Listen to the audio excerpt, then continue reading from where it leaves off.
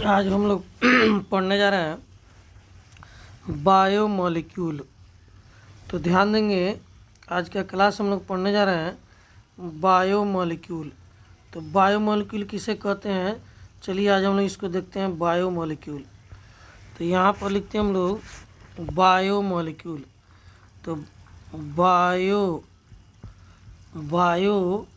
Molecule molecule क्या पढ़ने जा रहे हैं हम लोग, बायोमोलिक्यूल। तो बायोमोलिक्यूल किसे कहते हैं, चलिए इसको अच्छे से समझेंगे। तो इसमें दो चीज़ है, एक बायो है और दूसरा क्या है, मॉलिक्यूल है। तो बायो का मतलब होता है living things, living things, living things. अब मॉलिक्यूल का मतलब होता है ऑर्गेनिक कंपाउंड, ऑर्गेनिक कंपाउंड। तो बायोमोलिक्यूल का जो है कि आपको टोटल जो है कि डिफिनीशन क्या हो जाएगा कि जीव जंतु तथा पेड़ पौधों के शरीर में पाए जाने वाला ऑर्गेनिक कंपाउंड बायोमोलिक्यूल कहलाता है। तो इंग्लिश में क्या कहेंगे, the organic compound present in living things are called biomolecule. तो यह जो डिफिनीशन है यह करेक्ट नहीं हुआ। यह करेक्ट डिफिनीशन क्या होगा, हमारे शरीर में बहुत सारा ऑर्गेनिक कंपाउंड है लेकिन सभी को बायोमोलिक्यूल नहीं कहते हैं। वैसा ऑर्गेनिक कंपाउंड जो हमारे शरीर के शारीरिक रचना विकास में सहायक होता है, उसी को हम लोग जो है कि, और जिसके कमी से भिन्न भिन्न प्रकार का रोग उत्पन्न होता है, उसी को हम लोग बायोमोलिक्यूल कहते हैं। तो बायोमोलिक्यूल का सही डिफिनीशन क्या हो जाएगा, तो कैसे लिखेंगे इसको सुन लीजिए, उसके बाद आप लोग इसको लिख लीजिएगा। तो हिंदी में क्या लिखेंगे, जीव जंतु तथा पेड़ पौधे के शरीर में पाए जाने वाला ऑर्गेनिक कंपाउंड जो शरीर के शारीरिक रचना विकास में सहायक होता है तथा जिसके कमी से भिन्न भिन्न प्रकार का रोग उत्पन्न होता है, उसे बायोमोलिक्यूल कहते हैं। तो फिर से इसको मिला लेंगे इंग्लिश वाले हिंदी वाले विद्यार्थी डिफिनीशन कि जीव जंतु तथा पेड़ पौधों के शरीर में पाए जाने वाला वैसा ऑर्गेनिक कंपाउंड जो शारीरिक रचना और विकास में सहायक होता है तथा जिसके कमी से भिन्न भिन्न प्रकार के रोग उत्पन्न होते हैं, उसे हम लोग बायोमोलिक्यूल कहते हैं। इंग्लिश में क्या लिखेंगे, तो इंग्लिश में इसका डिफिनीशन होगा the organic compound present in the living things, the organic compound present in the living things which help in growth and maintenance of the body, which deficiency causes different types of disease are called biomolecule। तो यह English में definition हो गया और English में हिंदी में भी हो गया। अब आते हैं ये बायोमोलिक्यूल, जो कि यह तो हम लोग देख लिए। तो बायोमोलिक्यूल कितने प्रकार के होते हैं, तो लिखेंगे टाइप्स ऑफ बायोमोलिक्यूल। अगला हम लोग का हो जाएगा टाइप्स ऑफ बायोमोलिक्यूल, बायोमोलिक्यूल के प्रकार। तो टाइप्स ऑफ बायोमोलिक्यूल यानी बायोमोलिक्यूल के प्रकार। तो बायोमोलिक्यूल जो है वो हमारे सिलेबस के अनुसार मुख्य रूप से 4 प्रकार का होता है। सबसे पहला जो क्या हो जाएगा, कार्बोहाइड्रेट। सबसे पहला बायोमोलिक्यूल हो जाएगा कार्बोहाइड्रेट, हिंदी में भी इसको कार्बोहाइड्रेट ही लिखते हैं। और दूसरा हो जाएगा आपको दूसरा बायोमोलिक्यूल हो जाएगा आपको प्रोटीन। दूसरा बायोमोलिक्यूल क्या हो जाएगा, प्रोटीन। और तीसरा बायोमोलिक्यूल हो जाएगा आपको विटामिन। तो तीसरा बायोमोलिक्यूल हो जाएगा आपको विटामिन। और चौथा बायोमोलिक्यूल हो जाएगा आपको nucleic acid, nucleic acid. Hindi में इसको न्यूक्लिक अम्ल कहते हैं। विटामिन को हिंदी में विटामिन ही कहते हैं, प्रोटीन को प्रोटीन ही कहेंगे, और न्यूक्लिक एसिड को क्या कहेंगे, न्यूक्लिक अम्ल कहेंगे। एक और बायोमोलिक्यूल होता है पांचवा, एंजाइम, ENZYME, एंजाइम। तो इसमें से हम लोग जो है कि आपको एंजाइम पढ़ चुके हैं, और जो है कि आज हम लोग पढ़ने जा रहे हैं, दो चीज़ पढ़ेंगे, एक विटामिन और दूसरा न्यूक्लिक एसिड। तो न्यूक्लिक एसिड जो है कि छोटा है, चलिए पहले इसको हम लोग समाप्त करते हैं, उसके बाद विटामिन पढ़ेंगे। तब बचेगा आपको एंजाइम, हम लोग पढ़ चुके हैं, तो बचेगा प्रोटीन और कार्बोहाइड्रेट। तो बायोमोलिक्यूल हम लोग का समाप्त हो जाएगा।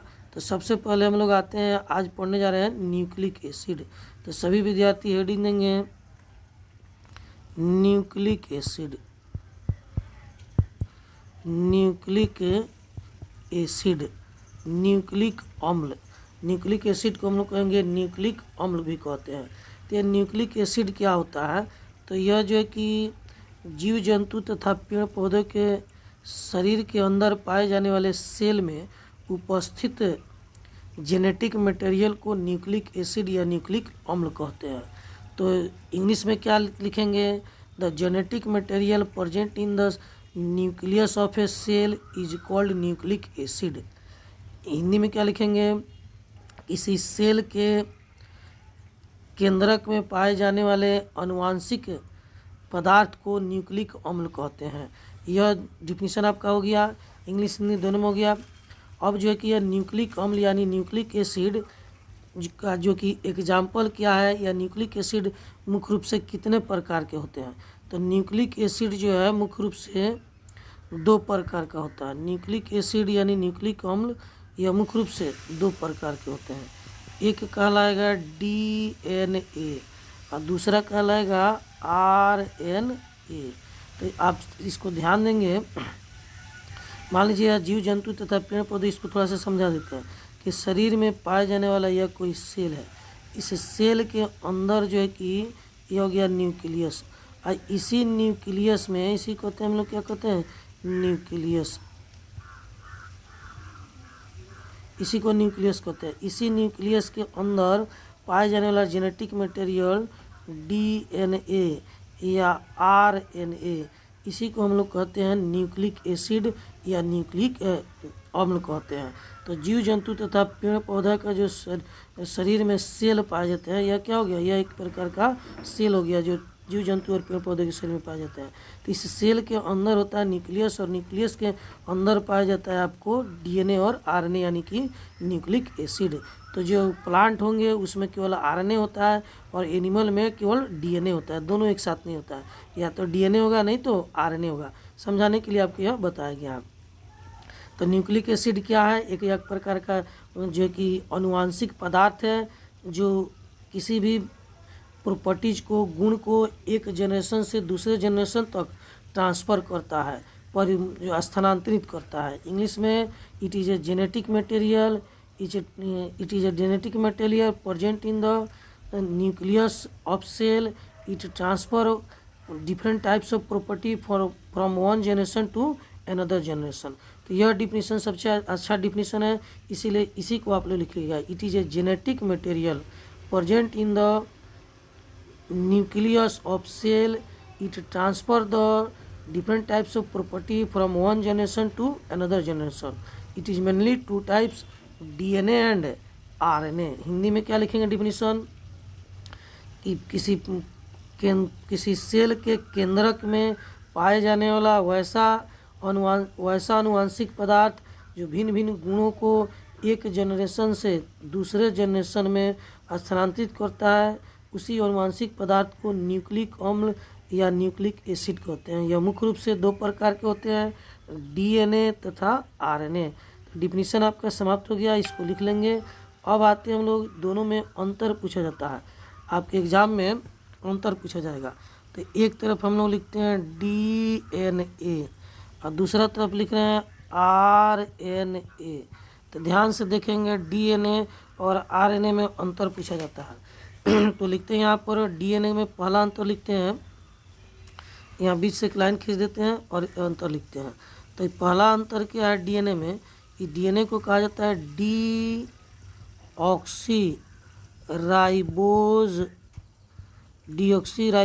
Nucleic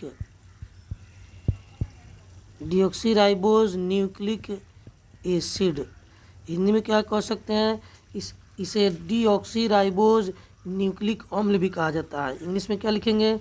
it is also called deoxyribose nucleic acid. इसमें क्या लिखेंगे? पहला अंतर में इसको कहा जाता है राइबोज न्यूक्लिक एसिड।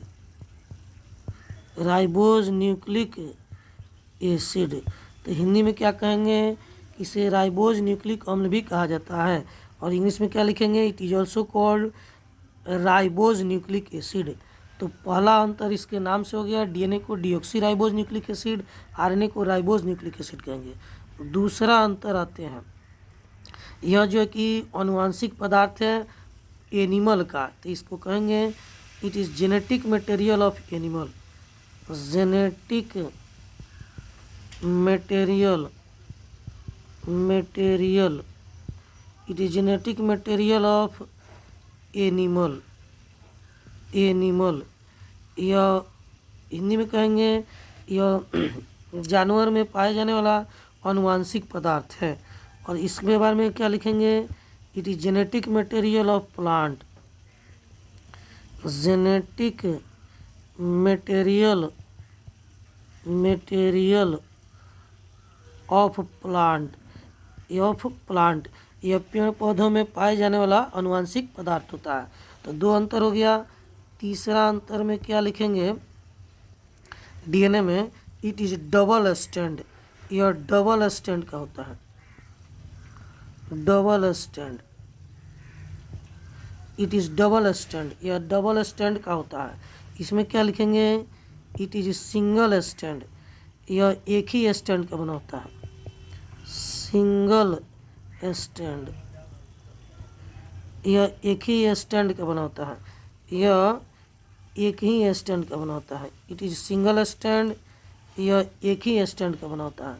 इसका फिगर बना देंगे इस तरीक़े से, यह जो है कि डीएनए का फिगर है, यह जो है कि आरएनए का फिगर है। सिंगल स्टैंड, ये डबल स्टैंड, दोनों स्टैंड आपस में एक दूसरे से हाइड्रोजन बॉन्ड से जुड़ा रहता है। या तो डबल होगा और नहीं तो ट्रिपल हाइड्रोजन बॉन्ड होगा। तो यह जो है कि एक दूसरे से हाइड्रोजन बॉन्ड से जुड़ा रहता है। अब तीन अंतर हो गया। चौथा अंतर इसमें क्या लिखेंगे, डीएनए और आरएनए में। तो चौथा अंतर इसमें हम लोग लिखेंगे कि डीएनए में एक बेस होता है यूरासिल, वह नहीं पाया जाता है। तो यूरासिल एब्सेंट, तो लिखेंगे डीएनए में यूरासिल नहीं पाया जाता है। इंग्लिश में क्या लिखेंगे, uracil absent in DNA. Uracil को शॉर्टकट में हम लोग यू लिखते हैं। तो यह ऑब्जेक्टिव में पूछा जाता है कि डीएनए में कौन सा बेस नहीं पाया जाता है, तो डीएनए में यूरासिल नहीं पाया जाता है, याद रखेंगे। उसी तरह चौथा अंतर इसमें हम लोग लिखेंगे कि आरएनए में थायमिन एक बेस होता है। थायमिन, THIAMINE, तो आरएनए में थायमिन नहीं पाया जाता है। थायमिन एब्सेंट, तो आरएनए में थायमिन नहीं पाया जाता है, याद रखेंगे। इसको शॉर्टकट में हम लोग टी लिखते हैं। तो यह भी ऑब्जेक्टिव में पूछा जाता है कि आरएनए में थायमिन नहीं पाया जाता है और डीएनए में यूरासिल नहीं पाया जाता है। अब आते हैं पांचवा अंतर, इसका हम लोग लिखते हैं। तो पांचवा अंतर क्या होता है, तो आइए यहाँ पर देखते हैं पांचवा अंतर में। तो पांचवा अंतर लिखते हैं इसमें कि DNA can form DNA can form DNA, यानी डीएनए से डीएनए का निर्माण किया जा सकता है, लेकिन आरएनए से आरएनए का निर्माण नहीं किया जाता है। RNA cannot form RNA, RNA cannot form RNA, RNA से आरएनए का निर्माण नहीं किया जा सकता है। तो डीएनए से डीएनए का निर्माण करते हैं, तो इसको कहते हैं हम लोग रेप्लिकेशन कहलाता है। और आरएनए से आरएनए का निर्माण नहीं होता है। तो पांच अंतर हो गया। एक और अंतर आपको लिख सकते हैं छठा में, जो है कि डीएनए से आरएनए बनाया जा सकता है। डीएनए से आरएनए बन सकता है।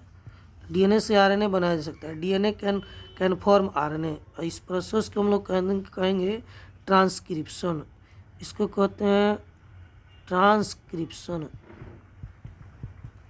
हिंदी में भी वही नाम है ट्रांसक्रिप्शन। तो डीएनए से आरएनए को बनाया जा सकता है। इसमें क्या लिखेंगे कि डीएनए से आरएनए नहीं बनता है। इसमें जो है कि आरएनए से प्रोटीन बनता है। प्रोटीन, आरएनए से प्रोटीन बनता है। आरएनए कैन फॉर्म प्रोटीन, इसमें क्या लिखेंगे, RNA can form protein, RNA से प्रोटीन का निर्माण किया जाता है। इसको हम लोग कहते हैं ट्रांसलेशन।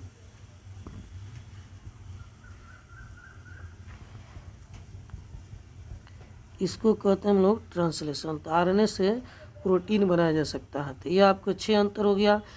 अब इसके बाद 5 नंबर में पूछा जाएगा, 6 अंतर लिख दीजिएगा, काफ़ी है। यह जो एक टर्म थोड़ा सा याद रखेंगे कि डीएनए से डीएनए बनता है तो उसको क्या कहते हैं, तो रेप्लिकेशन कहते हैं। डीएनए से आरएनए बनता है उसको क्या कहते हैं, ट्रांसक्रिप्शन कहते हैं। यह ऑब्जेक्टिव में पूछा जाता है। और आरएनए से प्रोटीन बनता है उसको ट्रांसलेशन कहते हैं। इसको भी ऑब्जेक्टिव में पूछा जाता है। अब आते हैं हम लोग जो है कि अगला पॉइंट हम लोग पढ़ने जा रहे हैं, अगला टॉपिक। इसमें जो है कि डीएनए किस चीज़ से मिलकर बना होता है, ऑब्जेक्टिव में पूछा जाता है। तो डीएनए किस चीज़ से मिलकर बना होता है, तो डीएनए जो है, डीएनए, तो यहाँ पर डीएनए किस चीज़ से मिलकर बना होता है, आइए इसको देखते हैं हम लोग। तो डीएनए जो है किस चीज़ से मिलकर बना होता है, तो डीएनए जो है आपको डीएनए, तो डीएनए जो है कि बहुत सारा न्यूक्लियोटाइड से मिलकर बना होता है। किससे बना होता है, बहुत सारा न्यूक्लियोटाइड से। यहाँ पर देखेंगे, यहाँ पर बना रहे हैं न्यूक्लियोटाइड, न्यूक्लियोटाइड्स। तो न्यूक्लियोटाइड्स को शॉर्टकट में हम लोग NU लिख दिए, फिर एक और न्यूक्लियोटाइड NU, फिर एक और न्यूक्लियोटाइड NU, फिर एक और न्यूक्लियोटाइड NU, फिर एक और न्यूक्लियोटाइड यानी कि NU। तो बहुत सारा न्यूक्लियोटाइड आपस में मिलता है तो एक डीएनए मॉलिक्यूल बनता है। क्या बनता है, एक डीएनए मॉलिक्यूल बनता है। इसीलिए डीएनए को हम लोग कह सकते हैं कि it is a polymer of nucleotide. DNA को क्या कहेंगे, polymer of nucleotide, nucleotides, polymer of nucleotide. तो डीएनए क्या कहलाता है, न्यूक्लियोटाइड का पॉलीमर कहलाता है। पॉलीमर को हिंदी में बहुलक कहते हैं। तो डीएनए क्या है, न्यूक्लियोटाइड का बहुलक है।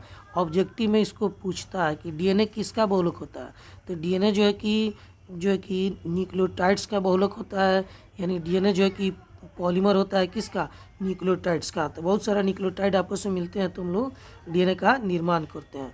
और फिर आपसे पूछा जाता है कि यह न्यूक्लियोटाइड्स क्या होता है, न्यूक्लियोटाइड्स किसे कहते हैं। अब अगला टॉपिक हम लोग आते हैं, न्यूक्लियोटाइड्स किसको कहते हैं। तो यह भी ऑब्जेक्टिव में पूछा जाता है कि न्यूक्लियोटाइड्स क्या होता है। तो ध्यान देंगे, न्यूक्लियोटाइड्स जो है कि न्यूक्लियोटाइड्स यह 2 चीज़ से मिलकर बना होता है। किस किस से, तो एक होता है न्यूक्लियोसाइड्स, और दूसरा होता है फॉस्फेट। तो न्यूक्लियोटाइड्स जो है 2 चीज़ से मिलकर बना होता है, न्यूक्लियोसाइड्स 2 चीज़ से मिलकर बना होता है, न्यूक्लियोटाइड्स 2 चीज़ से मिलकर बना होता है, न्यूक्लियोसाइड्स और फिर फॉस्फेट। अब फिर आपसे पूछता है कि यह न्यूक्लियोसाइड्स जो है यह किस चीज़ से मिलकर बना होता है। तो न्यूक्लियोसाइड्स जो है कि यह भी 2 चीज़ से मिलकर बना होता है। तो कौन कौन चीज़ से मिलकर बना होता है, तो न्यूक्लियोसाइड्स बना होता है आपको राइबोज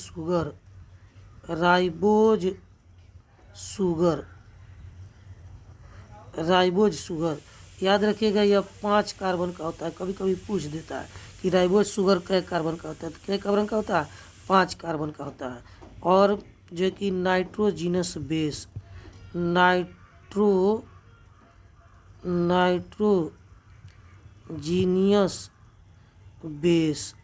यानी नाइट्रोजन युक्त बेस। हिंदी में क्या लिखेंगे, नाइट्रोजन युक्त बेस। राइबोज शुगर को हिंदी में राइबोज शुगर ही लिखते हैं, न्यूक्लियोसाइड्स को हिंदी में न्यूक्लियोसाइड से लिखते हैं, फॉस्फेट को हिंदी में फॉस्फेट ही लिखते हैं। तो यह जो 2 चीज़ से मिलकर बना होता है। तो ऑब्जेक्टिव में क्वेश्चन पूछता है कि न्यूक्लियोटाइड्स किससे मिलकर बना होता है। याद रखिएगा न्यूक्लियोटाइड्स जो है किससे मिलकर बना होता है, न्यूक्लियोसाइड्स और फॉस्फेट से मिलकर बना होता है। और न्यूक्लियोसाइड्स किसके मिल से बना होता है, तो राइबोज शुगर और नाइट्रोजन बेस से बना होता है। तो आइए अब जो है कि थोड़ा सा हम लोग न्यूक्लियोटाइड्स का हम लोग फिगर देख लेते हैं। तो यह जो है कि न्यूक्लियोटाइड्स का फिगर जो है यहाँ पर देखते हैं, न्यूक्लियोटाइड्स, ताकि आपको अच्छे से समझ में आ जाए। तो यह 3 चीज़ से मिल के बना होता है।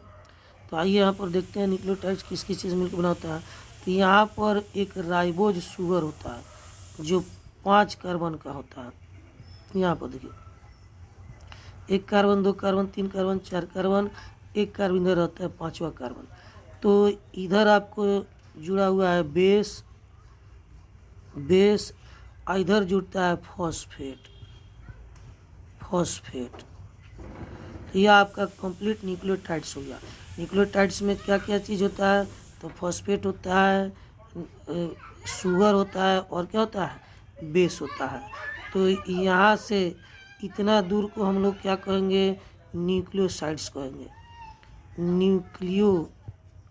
न्यूक्लियोसाइड्स याद रखिएगा। यह शुगर और बेस मिलके क्या बनाता है, न्यूक्लियोसाइड्स बनाता है। और उसमें फॉस्फेट जोड़ देंगे तो क्या बन जाएगा, न्यूक्लियोटाइड्स बन जाएगा। तो ऑब्जेक्टिव में पूछा जाता है तो यह न्यूक्लियोटाइड्स किस चीज़ से मिलकर बना होता है, तो याद रखिएगा न्यूक्लियोटाइड्स जो है 3 चीज़ से मिलकर बना होता है। कौन कौन, फॉस्फेट, उसके बाद शुगर और प्लस बेस, यह 3 चीज़ से मिलकर बना होता है। ठीक, अब थोड़ा सा इसमें हम लोग आगे बढ़ते हैं। यह जो है कि बेस जो है उसके बारे में पढ़ते हैं। यह बेस क्या होता है, इसको भी एग्जाम में आपसे पूछा जाता है। तो यह जो आपका बेस है, नाइट्रोजन युक्त बेस, नाइट्रोजिनस बेस, जिसको हिंदी में कहते हैं नाइट्रोजन युक्त बेस। तो नाइट्रोजीनियस बेस यानी नाइट्रोजन युक्त बेस, यह जो है कि 2 तरह का होता है, ऑब्जेक्टिव में पूछा जाता है।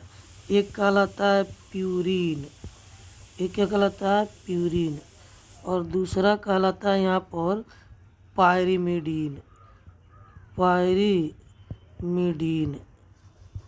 तो एक कहलाता है प्यूरीन और दूसरा क्या कहलाता है, पायरीमिडीन। तो प्यूरीन में कौन कौन सा बेस होता है, इसमें 2 तरह के बेस होते हैं। कौन कौन, तो एक होता है एडेनिन, शॉर्टकट में इसको ए से डिनोट करते हैं। दूसरा होता है गुआनिन, दूसरा क्या होता है, गुआनिन होता है। तो गुआनिन को शॉर्टकट में हम लोग जी से डिनोट करते हैं। तो प्यूरिन में 2 तरह के बेस हो गए हैं, एडेनिन और गुआनिन। अब आते हैं पायरिमिडीन, इसमें 3 तरह के बेस होते हैं। कौन कौन, तो पहला होता है साइटोसिन, और इसको हम लोग सी से डिनोट करते हैं। उसके बाद होता है थायमीन को हम लोग टी से डिनोट करते हैं। और तीसरा होता है आपको, तीसरा यहाँ लिख देते हैं, जगह नहीं है। तीसरा होता है आपको यूरासिल को हम लोग यू से डिनोट करते हैं। किससे डिनोट करते हैं, यू से। तो आपसे पूछा जाता है कि निम्नलिखित में प्यूरिन बेस कौन सा है, या फिर आपसे पूछा जाएगा कि पायरिमिडीन बेस कौन है। यह बेस ऑब्जेक्टिव में पूछा जाएगा।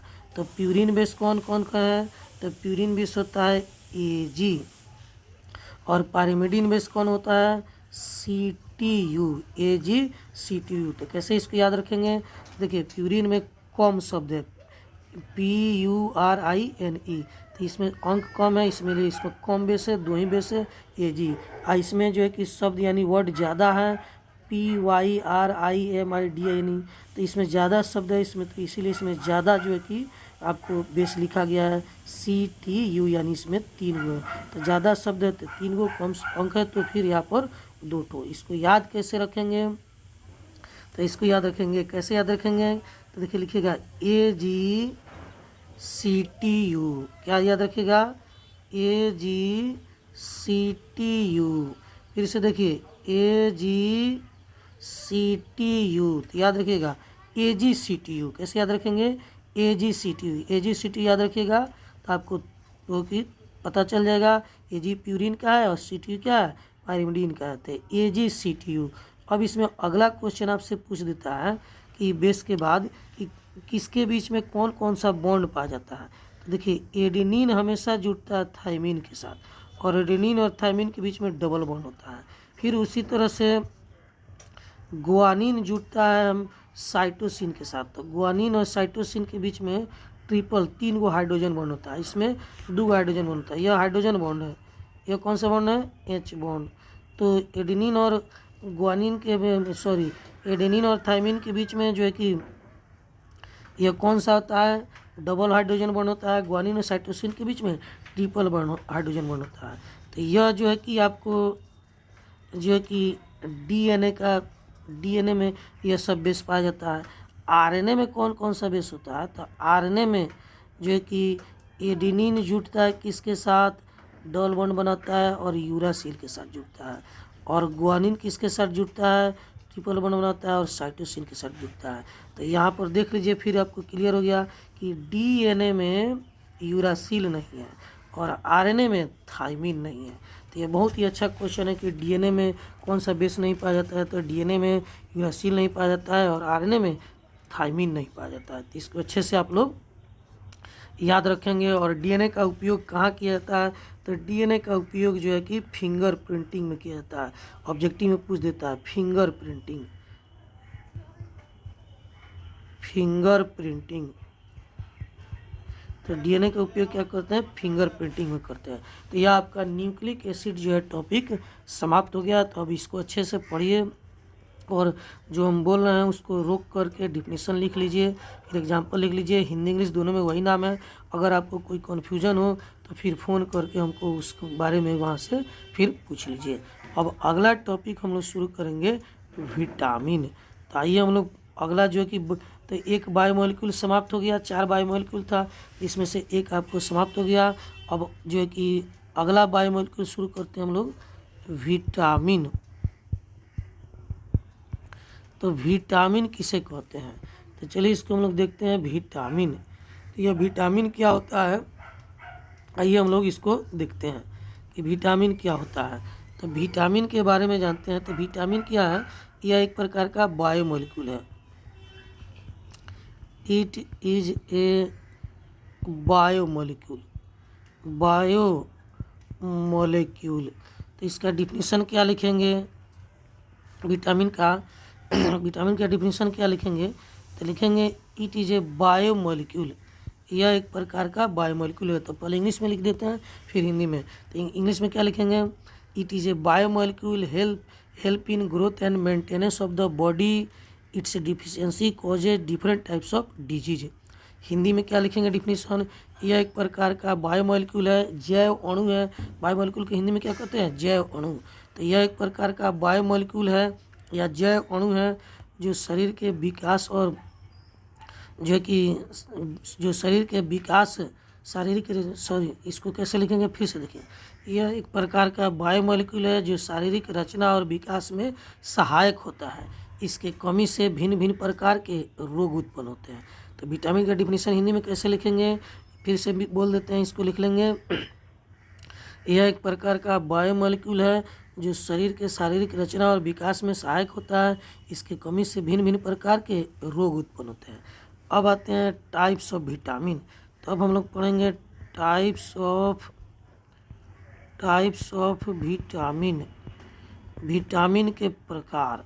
तो टाइप्स ऑफ विटामिन, विटामिन कितने प्रकार के होते हैं, तो विटामिन जो है मुख्य रूप से 2 प्रकार के होते हैं। कौन कौन, तो लिखेंगे it is mainly 2 types. Vitamin मुख्य रूप से 2 प्रकार के होते हैं। कौन कौन, फैट सोलुबल, पहला विटामिन लिखते हैं fat soluble, fat soluble. Hindi में क्या लिखेंगे, वसा में घुलनशील विटामिन। फैट का मतलब क्या होता है, वसा, तो हिंदी में लिखेंगे वसा में घुलनशील विटामिन। उसके बाद होता है वाटर सोलुबल विटामिन, हिंदी में लिखेंगे जल में घुलनशील विटामिन। तो विटामिन 2 तरह का हो गया, एक फैट सोलुबल, दूसरा क्या हो गया वाटर सोलुबल। अब सवाल है कि फैट सोलुबल विटामिन कौन कौन सा होता है, ऑब्जेक्टिव में पूछता है। तो यह जो फैट सोलुबल विटामिन है यह मुख्य रूप से 4 प्रकार के होते हैं। इसको आप लोग अपने से जिस तरह से चाहे लिख सकते हैं, हम यहाँ पर शॉर्टकट में समझा दे रहे हैं। यह आपको इसमें केवल ऑब्जेक्टिव क्वेश्चन पूछा जाता है। तो फैट सोलुबल विटामिन मुख्य रूप से 4 प्रकार के होते हैं। यदि अगर थ्योरी के रूप थ्योरेटिकल क्वेश्चन है 5 नंबर का, तो आप इसको भाषा में लिख लीजिएगा। फैट सोलुबल विटामिन मुख्य रूप से 4 प्रकार के होते हैं। कौन कौन? Vitamin A, vitamin D, vitamin E और विटामिन के, यह सब फैट सोलुबल विटामिन है। वाटर सोलुबल विटामिन मुख्य रूप से 2 प्रकार के होते हैं। विटामिन ए तो हो चुका है। विटामिन यहाँ पर विटामिन बी और एक और विटामिन है आपको विटामिन सी। तो यह जो है कि वाटर सोलुबल विटामिन है। तो ऑब्जेक्टिव में आपसे क्वेश्चन पूछता है कि कौन कौन सा फैट सोलुबल विटामिन है और कौन कौन सा वाटर सोलुबल विटामिन है। तो इसको याद करने के लिए सिंपल सा तरीका बताते हैं आपको। फैट का मतलब होता है मोटा। फैट का मतलब क्या होता है? मोटा व्यक्ति को हम लोग फैट कहते हैं। जो मोटा व्यक्ति होता है उसमें फैट ज़्यादा होता है। तो फैटी जो होते हैं, जो फैटी व्यक्ति होते हैं उनको हेडक होता है, क्योंकि उनमें एडक होता है। याद रखेंगे, जो फैटी व्यक्ति होता है, जो मोटा व्यक्ति होता है, उनको हेडक होता है। सबको उनको जो है कि कहते हैं कि यह मोटा है मोटा है मोटा है, तो उनको चिढ़ाते रहते हैं। तो जो फैटी होता है उनको हेडक होता है, क्योंकि उनमें एडक होता है। याद रखिएगा, जो फैटी होते हैं उनको हेडक होता है, क्योंकि उनमें एडक होता है। एडक का मतलब विटामिन ए, डी, ई, के। तो यह ऑब्जेक्टिव में पूछा जाता है। और यह विटामिन बी और सी वाटर सोलुबल है, तो शॉर्ट में इसको याद रखेंगे BC।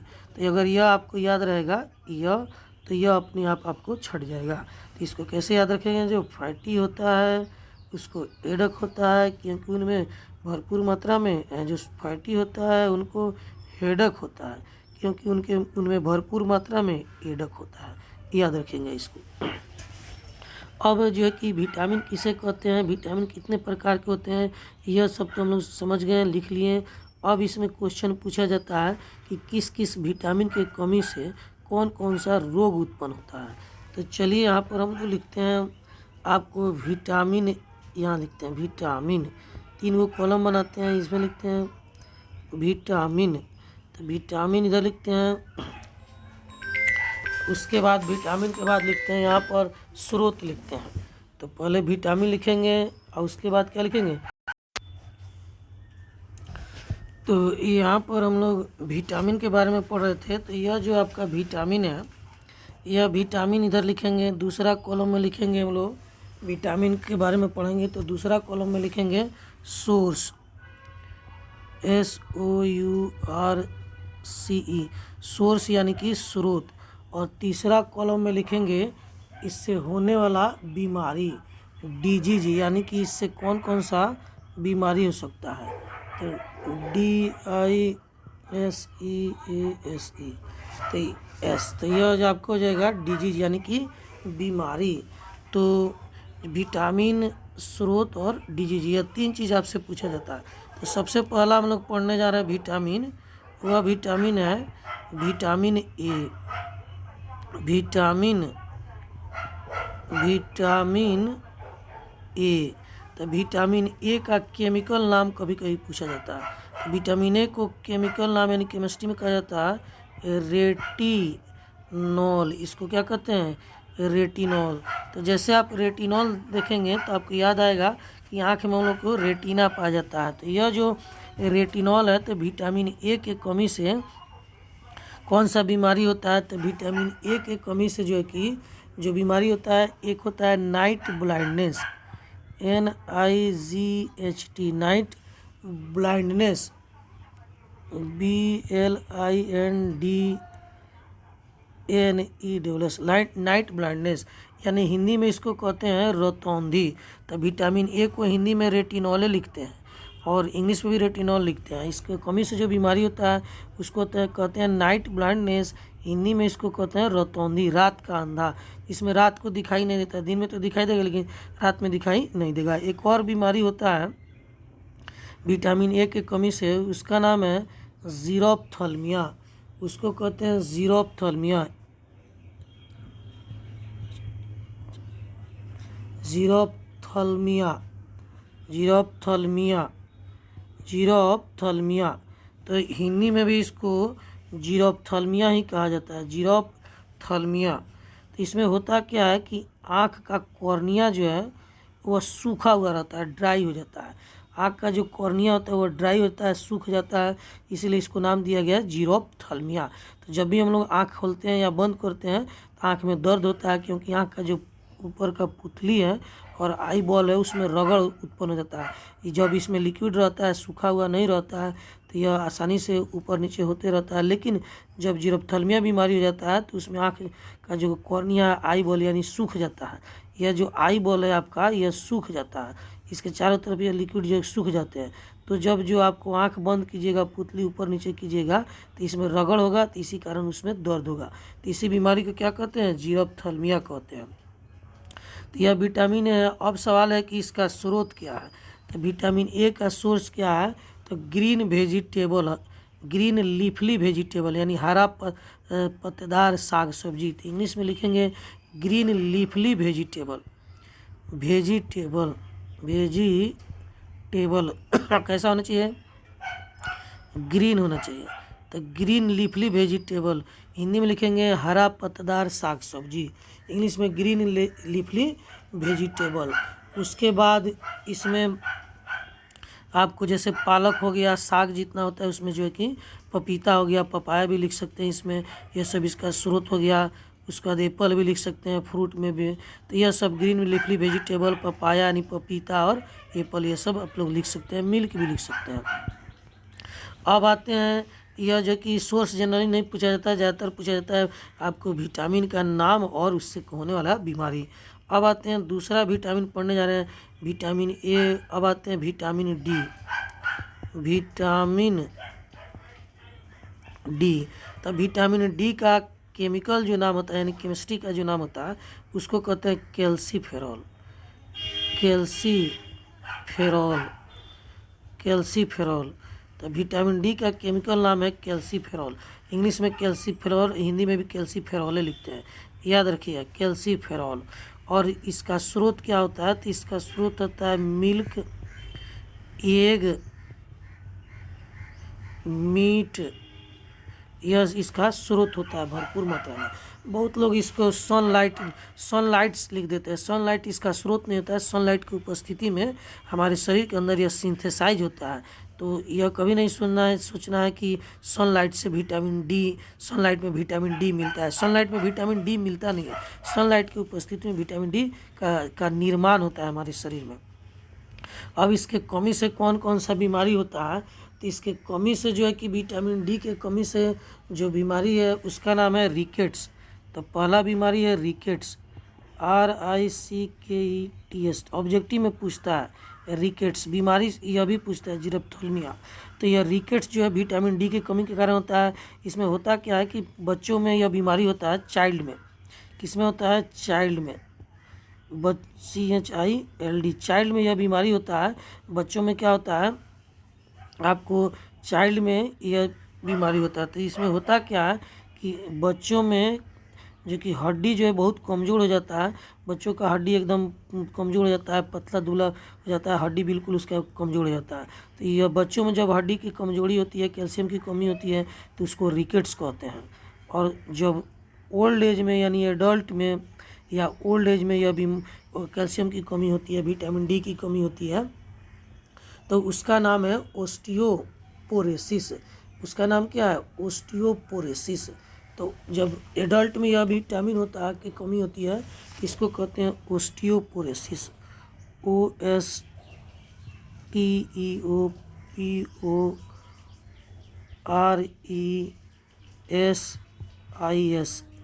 ओस्टियोपोरोसिस। तो यह किस में होता है? तो एडल्ट में होता है। एडल्ट नहीं कहा जाएगा, इसको ओल्ड एज कहा जाएगा। यह जो कि ओल्ड एज में होता है। यह किस में होता है? ओल्ड एज में, OLD। जब बुजुर्ग हो जाते हैं व्यक्ति कोई, तो उनका हड्डी जो है कि काफ़ी कमज़ोर हो जाता है, इसीलिए इसको हम लोग क्या कहते हैं? ओस्टियोपोरोसिस कहते हैं। तो तो ओस्टियोपोरोसिस याद रखिएगा, ओल्ड एज में ओस्टियोपोरोसिस, और जो है कि बच्चा में क्या होगा, रिकेट्स बीमारी होता है।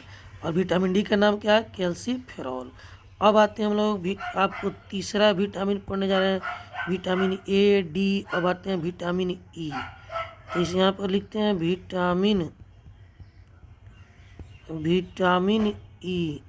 तो विटामिन ई जो है उसका केमिकल नाम क्या होता है, तो विटामिन ई को जो हम लोग कहते हैं टोकोफेरॉल।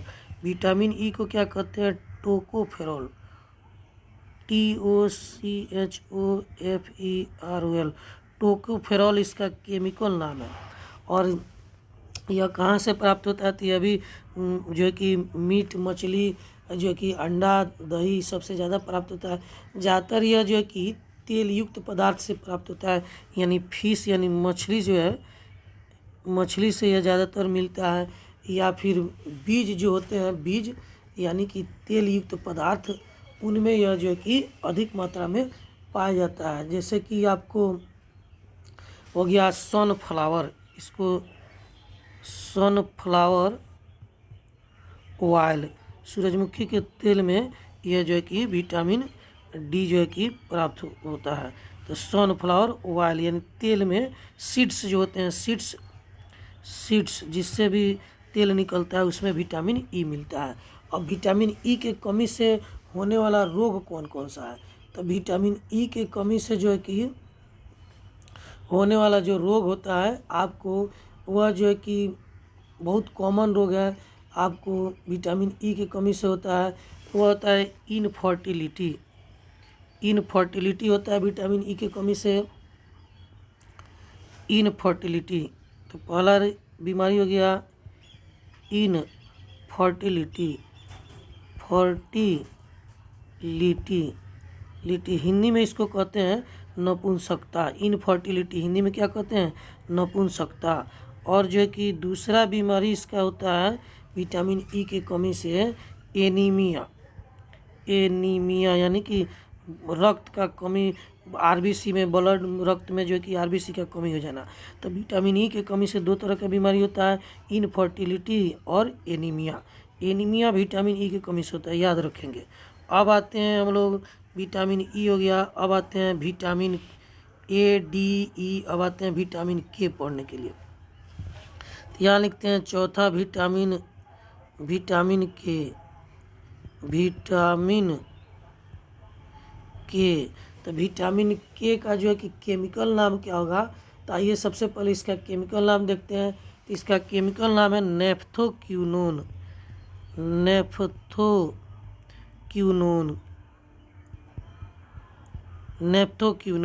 तो विटामिन के का केमिकल नाम है नेफ्थोक्विनोन। और स्रोत क्या है, तो वही आपका स्रोत हो जाएगा इसका, जो कि अंडा, एग, आपको मीट, मिल्क स्रोत कॉमन ही होता है, वेजिटेबल, तो इसलिए स्रोत नहीं पूछता। इसके कमी से होने वाला जो बीमारी होता है वह क्या होता है, तो इसके कमी से जो बीमारी होता है उसको कहते हैं हाइपोथ्रोम्बिया। इसको क्या कहते हैं, हाइपोथ्रोम्बिया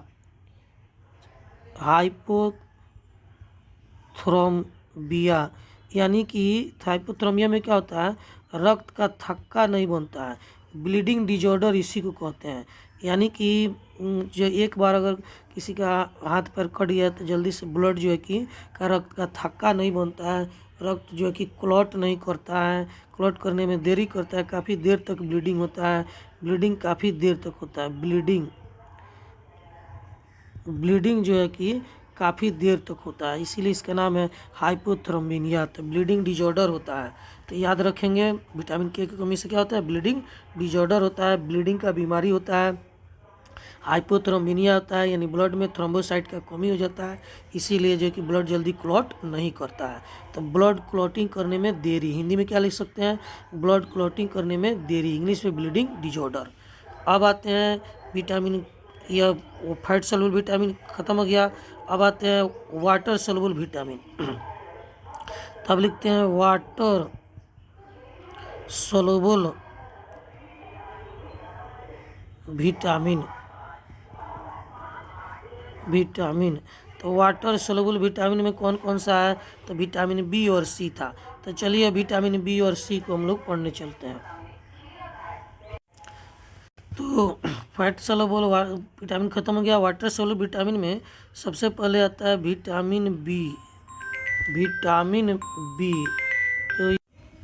तो विटामिन बी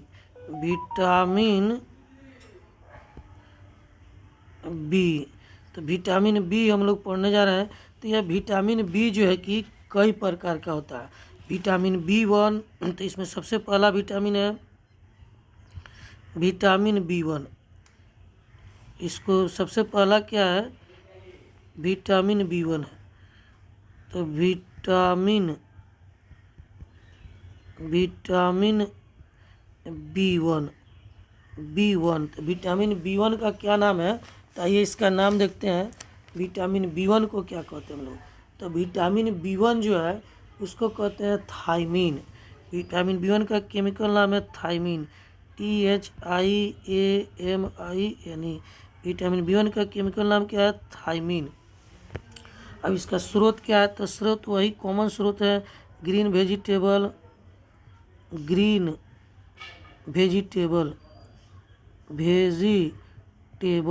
हिंदी में हरा पत्तेदार साग सब्जी। उसके बाद फ्रूट हो गया, एग हो गया, एग फ्रूट आपको। उसके बाद एग, मीट, मछली, अंडा, यह सब स्रोत कॉमन होता है। तो स्रोत जो है कि सब में वही रहेगा विटामिन B1 का। अब आते हैं विटामिन B1 के कमी से होने वाला रोग समझ लीजिए। विटामिन B1 के कमी से कौन कौन सा रोग होता है, यह आपके एग्जाम में पूछा जाता है। तो विटामिन B1 के कमी से जो रोग होता है उसको कहते हैं हम लोग बेरी। विटामिन B1 के कमी से जो रोग होता है उस रोग को कहते हैं बेरी। तो यह पूछा जाता है कि विटामिन B1 के कमी से कौन कौन सा रोग होता है। तो विटामिन B1 के कमी से रोग होता है बेरी।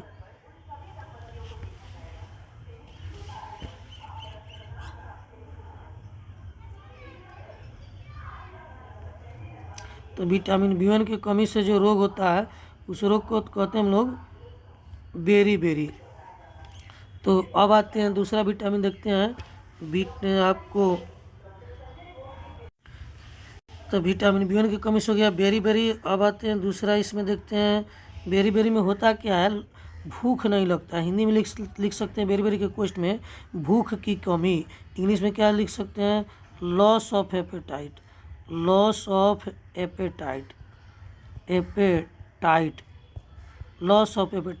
हिंदी में लिख सकते हैं भूख की कमी। बेरी के क्वेश्चन में लिख लीजिएगा भूख की कमी, भूख नहीं लगता है। तो यह जनरली ओल्ड एज में होता है। ओल्ड एज में जो लोग होते हैं, पुराने बुजुर्ग लोग, उनको भूख नहीं लगता है। तो इसका मतलब यह है कि उनके शरीर में विटामिन की कमी हो गई है, इसीलिए उनको विटामिन का सिरप दिया जाता है या सलाद को अधिक मात्रा में दिया जाता है, जिससे कि उनको भूख आसानी से लगे। अब आते हैं विटामिन B1 के बाद विटामिन B2 देखते हैं। तब यहाँ पर लिखते हैं विटामिन B2। तो विटामिन B2 का केमिकल नाम क्या है? राइबोफ्लेविन। इसको कहते हैं राइबोफ्लेविन कहते हैं। इसको कहते हैं राइबोफ्लेविन। याद रखेंगे इसका केमिकल नाम क्या है? राइबोफ्लेविन। और स्रोत में लगभग यही हो जाएगा, आपको यही सब स्रोत हो जाएगा। अब इसके कमी से होने वाला रोग क्या होता है? तो इसके कमी से जो रोग होता है उसको कहते हैं चिलोसिस। CHELOSIS। चिलोसिस बीमारी क्या होता है? तो चिलोसिस होता है या मसूड़े से जो ऐसी खून आने लगता है या हाथ पैर में जलन उत्पन्न होने लगता है, तो बर्निंग ऑफ स्किन भी होता है। स्किन में जलन होता है, इसको बर्निंग ऑफ स्किन। तो यह आपको हो गया A नंबर बीमारी।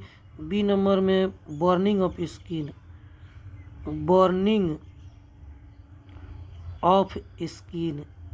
हिंदी में लिख सकते हैं हाथ पैर में जलन। बर्निंग ऑफ स्किन को क्या लिख सकते हैं हिंदी में? हाथ पैर में जलन।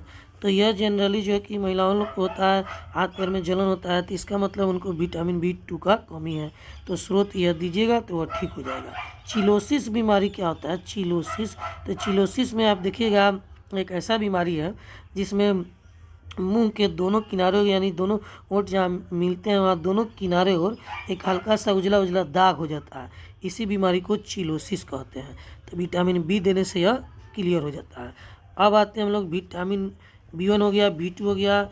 अब तीसरा विटामिन हम लोग पढ़ने जा रहे हैं, विटामिन B6 पढ़ने जा रहे हैं। Vitamin B6, vitamin B6। तो विटामिन B6 का दूसरा नाम क्या है? विटामिन B6 का दूसरा नाम है pyridoxine, pyridoxine, pyridoxine. Vitamin B6 का दूसरा नाम है पायरिडॉक्सिन। हिंदी में पायरिडॉक्सिन लिखते हैं, हिंदी और इंग्लिश में सेम नाम है। आपको स्रोत आपको वही हो जाएगा। और इसके कमी से जो बीमारी होता है उसको कहते हैं कन्वल्सन, CONVULSION, कन्वल्सन। हिंदी में इसको कहते हैं याददाश्त की कमी, यानी किसी चीज़ को याद करने की कोशिश करते हैं तुरंत भूल जाते हैं, तो उस बीमारी को कहते हैं कन्वल्सन। कन्वल्सन इंग्लिश में, हिंदी में याददाश्त की कमी। तो कन्वल्सन किसके कारण होता है? विटामिन B6 के कारण होता है। अब आते हैं पांचवा जो है कि देखते हैं विटामिन B12, विटामिन B12। तो चार ही को विटामिन आपको पढ़ना है, B1, B2, B6 और B12। B12 विटामिन को हम लोग क्या कहते हैं? तो B12 विटामिन को हम लोग क्या कहते हैं? आइए हम लोग देखते हैं B12। तो विटामिन B12 को कहते हैं हम लोग कोबालामीन, कोबालामीन, MIN। हिंदी में भी यही लिखते हैं कोबालामीन या साइनोकोबालामीन या मिथाइल साइनोकोबालामीन। ये सब विटामिन B12 ही होता है। इसमें कोबाल्ट पाया जाता है। क्या पाया जाता है? कोबाल्ट। ऑब्जेक्टिव में कहीं आपसे पूछ दे तो याद रखेंगे, इसमें कोबाल्ट पाया जाता है, इसीलिए इसको कोबालामीन कहते हैं। अब इसका भी स्रोत वही हो जाएगा। अब इसके कमी से कौन कौन सा रोग उत्पन्न होता है? तो B12 के कमी से जो रोग उत्पन्न होता है, विटामिन B12 के कमी से, उसको कहते हैं हम लोग पर्नीशियस एनीमिया। या फिर एक और इसका बीमारी की कमी, इस B12 के कमी से एक और बीमारी जो होता है, रोग उत्पन्न होता है, वह होता है आपको जो है कि पर्नीशियस एनीमिया। तो इसमें जो है कि खून का कमी हो जाता है। इसमें भी जो बीमारी होता है उसको कहते हैं B12 के कमी से एनीमिया। RBC का एनीमिया भी कहा जाता है इसको। तो इस बीमारी का नाम है एनीमिया। एनीमिया एक ही बीमारी होता है, एनीमिया, एनीमिया यानी रक्त की कमी। तो याद रखेंगे, यह जो है कि पूछा जाता है, विटामिन B12 का नाम भी पूछा जाता है और इसके कमी से कौन कौन सा रोग उत्पन्न होता है। तो एनीमिया होता है। तो एनीमिया आपको देख रहे हैं कि दो जो है कि विटामिन के कमी के कारण हो गया, एक विटामिन E के कमी के कारण भी यहाँ पर आपको बताया गया, विटामिन E कमी के कारण, एक यहाँ पर विटामिन जो है कि B12 कमी कारण। अब सवाल है कि इसको याद कैसे रखेंगे? तो केमिकल नाम तो आपको याद रखना होगा, हिंदी इंग्लिश में। तो हिंदी में भी थायमीन कहते हैं, इंग्लिश में भी थायमीन कहते हैं। इसको राइबोफ्लेविन हिंदी में भी और इंग्लिश में भी राइबोफ्लेविन ही कहते हैं। अब इसका बीमारी से होने वाला बीमारी कैसे आपको याद रखेंगे, यह ध्यान देना है। तो B1 के कमी से कौन कौन सा रोग होता है? तो बेरी बेरी होता है। कौन कौन होता है? Beriberi. तो ऐसे याद रखेंगे, B1 का कमी होगा, B1 का, या B1 यदि सप्लाई कीजिएगा किसी व्यक्ति को तो बेर बेर खाएगा। B1 सप्लाई कीजिएगा तो बेर बेर खाएगा, यानी उसको भूख नहीं लगेगा। और बेर बेर खाएगा तो बहुत ज़्यादा खाएगा तो मुंह एकदम फाड़ कर खाएगा, यानी मुंह चीरा जाएगा, तो उसका बीमारी हो गया चिलोसिस। तो बेर बेर खाएगा तो मुंह फाड़ के खाएगा तो क्या हो जाएगा? चिलोसिस। और जब ज़्यादा खा लेगा तो खा के सो जाएगा, सब कुछ भूल जाएगा, तो वह बीमारी हो गया कन्वल्सन। तो वह बीमारी क्या हो गया? कन्वल्सन हो गया। और ज़्यादा खा के सो जाएगा, सब कुछ भूल जाएगा, तो उसके शरीर में जो कि अच्छा से रक्त बनेगा, यानी उसको रक्त की कमी नहीं होगी। तो ऐसे याद रखेंगे, B1 सप्लाई करेंगे तो बेर बेर खाएगा, बेर बेर खाएगा तो मुंह फट जाएगा, तो बीमारी होगा चिलोसिस। और जब ज़्यादा खा लेगा तो खाकर सो जाएगा, सब कुछ भूल जाएगा, तो उसको कहेंगे कन्वल्सन। और जो है कि ज़्यादा खा के सो जाएगा तो शरीर में रक्त बनेगा, तो वो क्या हो जाएगा, एनीमिया उसका दूर हो जाएगा। तो बेर बेर खाएगा तो मुँह फाड़ के खाएगा, यानी चिलोसिस, सब कुछ खा के सो जाएगा, सब कुछ भूल जाएगा, तो कन्वल्सन। और जब अच्छे से सोएगा तो उसके शरीर में जो है कि रक्त की कमी नहीं होगी, यानी इसको एनीमिया नहीं होगा। तो इस तरह से उसको याद रखेंगे B1, B2, B6 और B12। अब आते हैं हम लोग, यह आपको विटामिन सी। तो यहाँ पर लिखते हैं vitamin C, vitamin C, vitamin C. तो बी खत्म हो गया, आपको अब आते हैं vitamin C. Water soluble vitamin 2 था, एक विटामिन ए और दूसरा विटामिन सी। तो विटामिन सी का जो है कि केमिकल नाम होता है एस्कॉर्बिक एसिड, एस्कॉर्बिक एसिड, याद रखेंगे। विटामिन सी का नाम होता है एस्कॉर्बिक एसिड, हिंदी में भी वही लिखते हैं, एस्कॉर्बिक एसिड लिखते हैं। और जो कि स्रोत क्या हो जाएगा, तो साइट्रस फूड, साइट्रस फूड यानी खट्टा फल, फ्रूट, साइट्रस फ्रूट यानी कि खट्टा फल। तो जो भी खट्टा फल होते हैं वो विटामिन सी का भरपूर मात्रा में स्रोत होता है। अब जो है कि इसमें जो है कि आंवला लिख सकते हैं आप, आंवला जो हम लोग खाते हैं, आंवला, आंवला लिख सकते हैं। और इसके कमी से बीमारी कौन सा होता है, तो इसके विटामिन सी के कमी से कौन सा बीमारी होता है, आइए इसको देखते हैं। तो इसके कमी से जो बीमारी होता है उसको कहते हैं ब्लीडिंग ऑफ गम,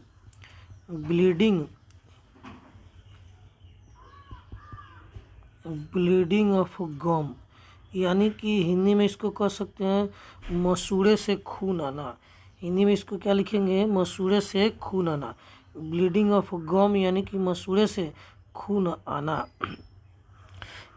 और स्किन भी इससे, इसके कमी के कारण ड्राइनेस ऑफ स्किन भी होता है, स्किन सूखा हो जाना, dryness of skin, dryness of skin, skin सूखा हो जाता है, सूख जाता है। सर्दी में जैसे हाथ पैर सूख जाते हैं, जिसके कारण हम लोग को उसमें सरसों तेल या फिर कोई कोल्ड क्रीम लगाना पड़ता है, तो उसी तरह से विटामिन सी का जिसको कमी होगा उसका सालों भर जो कि स्किन ड्राई रहता है, सूखा हुआ रहता है। तो यह जो कि ड्राइनेस ऑफ स्किन हो गया। उसके साथ साथ एक और इसका काम होता है विटामिन सी, जो है कि क्या करता है, तो शरीर में एंटीबॉडी का निर्माण करता है। तो ये जो है कि इसके कमी से एंटीबॉडी भी नहीं बन पाता है, तो एंटीबॉडी जो है कि एब्सेंट हो जाता है। विटामिन सी अगर का कमी होता है तो एंटीबॉडी एब्सेंट हो जाता है, एब्सेंट यानी या कम हो जाता है, एंटीबॉडी जो है कि कम हो जाता है, बहुत कम हो जाता है, शरीर में नहीं बनता है। तो मेन इसमें से जो पूछा जाता है वो जो है यही है, विटामिन सी के कमी से कौन सा बीमारी होता है, तो ब्लीडिंग ऑफ गम्स। और विटामिन सी का क्या नाम है, एस्कॉर्बिक एसिड। तो इस प्रकार आपका विटामिन टॉपिक जो है कि समाप्त हो गया। अब आप लोग इसको अच्छे तरह से इसको पढ़िए, विटामिन जो है कि के बारे में अच्छे से पढ़िए। और जो भी दिक्कत हो, विटामिन और न्यूक्लिक एसिड या 2 बायोमोलिक्यूल आपको पढ़ा गया है, तो इसमें जो भी दिक्कत हो इसको पढ़िए, सुनिए। और हिंदी में बोल रहे हैं तो उसको सुनकर लिख कर नोट्स तैयार कर लीजिए। और उसके बाद भी अगर आपको दिक्कत होगा तो फ़ोन करके आप हमको पूछ सकते हैं, तो आपको बताया जाएगा। उसके बाद भी दिक्कत होगा तो क्लास में बुला के बताएंगे।